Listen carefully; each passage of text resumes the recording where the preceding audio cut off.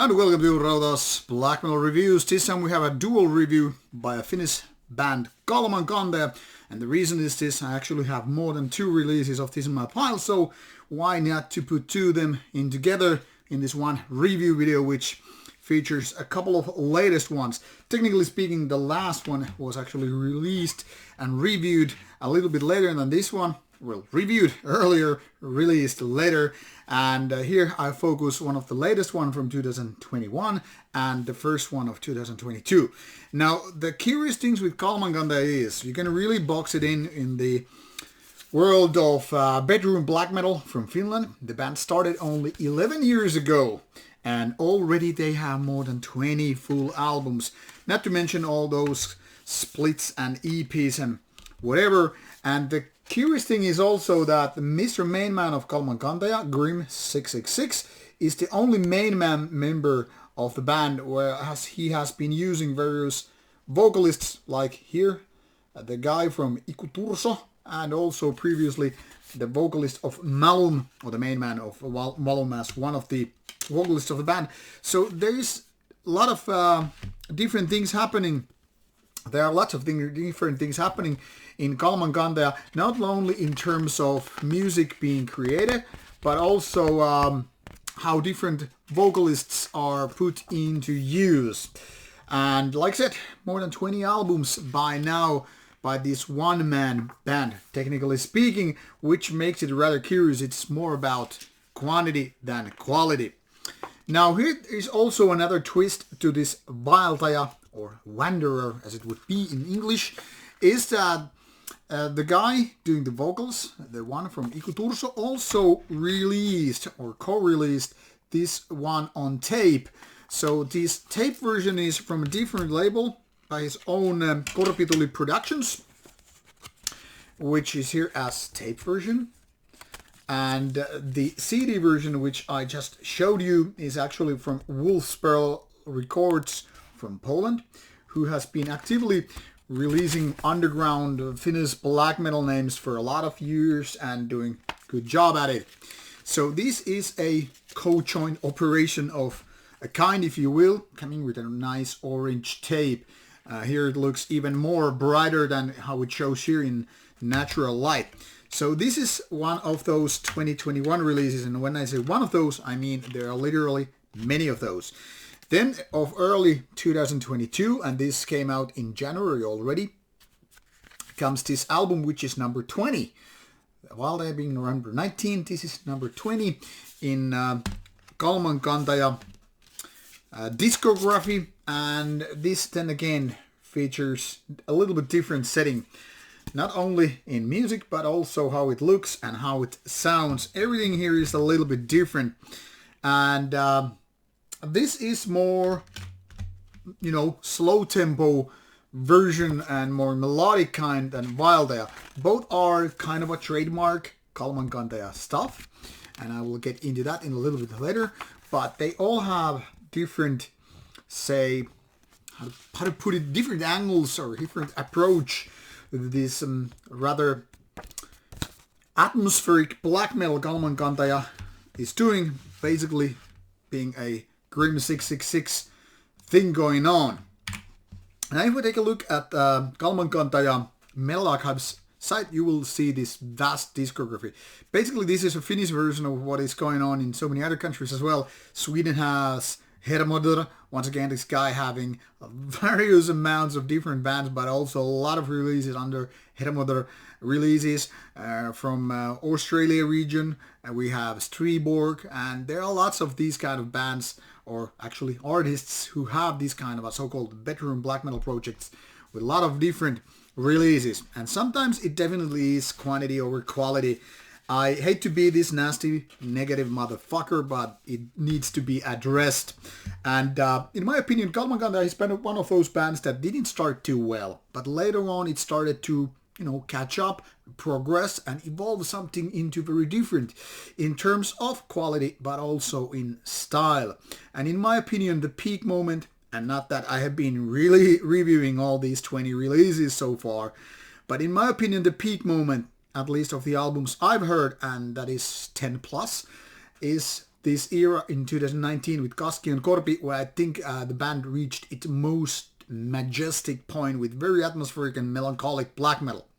Now, if you fast forward through this nostalgia thing, which I, by the way, have as a 3 CD box waiting for its turn, we go all the way to Waeltaja from 2021, like I said, and this is actually a very different breed. I mean, in my opinion, this is one of the less good albums by Kalmankantaja for a couple of reasons. First reason is it's very monotone. It's as every song is made or carved from the same stone.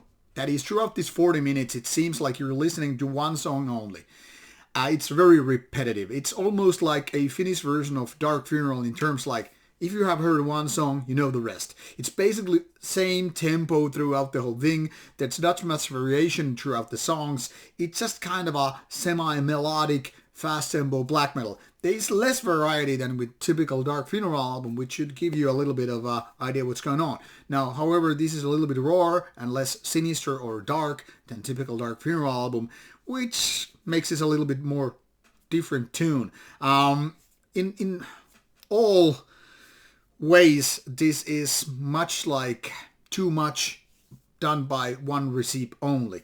The songs seem like too lengthy, even though they are not technically speaking more than like 5 minutes or so. But, you know, once you hear that, it's almost like tick, tick, tick, tick. It's not super fast, mind you. It's not like Dark Funeral Marduk gone speed, but it's more like this very basic patterns, you know, fast but not super fast. It's rawish, but it's not that raw. I mean, it's not like some Ilion or even Golden Era Dark Throne releases. It's just kind of a semi-raw bedroom black metal feeling. Very listenable, but also very forgettable. And it kind of gets annoying because there is no variation enough. Almost the songs go almost like the same, you know, amount of minutes. Well, technically speaking, from less than 5 minutes to 7 minutes plus. But beyond that, it seems like it's just one lengthy song all over again. And while it's not annoying by no means, it's very lukewarm experience in terms of Kalmankantaja. Listenable, forgettable. Unfortunately, show. So, and then we have this Metsäuhri, which means like forest victim, literally translated. Of course, means a little bit different than that. Anyhow, this came out in, like I said, early January, and not only it features very different kind of art, but it's also a very different kind of Kalmankantaja approach to music. Where those are those 5-minute tracks, this is approximately 10 minutes each. And that's quite a lot to swallow in one go. I mean, it's almost 60 minutes through 6 tracks. So, lengthy ones. But this is more soothing, more melodic, more atmospheric, very much like Burzum at some points. There are lots of keyboards, which then again help you go through these slower parts. And actually, it works. Now, I would say, cut the songs in half or at least by 1/3, and this would be even more better. Because now the thing is, when you have those 10-minute tracks, it's kind of like a journey, but you don't have so much those memorable points. So a little bit more repetition in terms of chorus parts maybe, or riffs, or even kind of a melodic parts which would kind of like dig their way through in your brain and creating these patterns which we humans so much like. I mean, we like certain amount of repetition, we don't like it too much.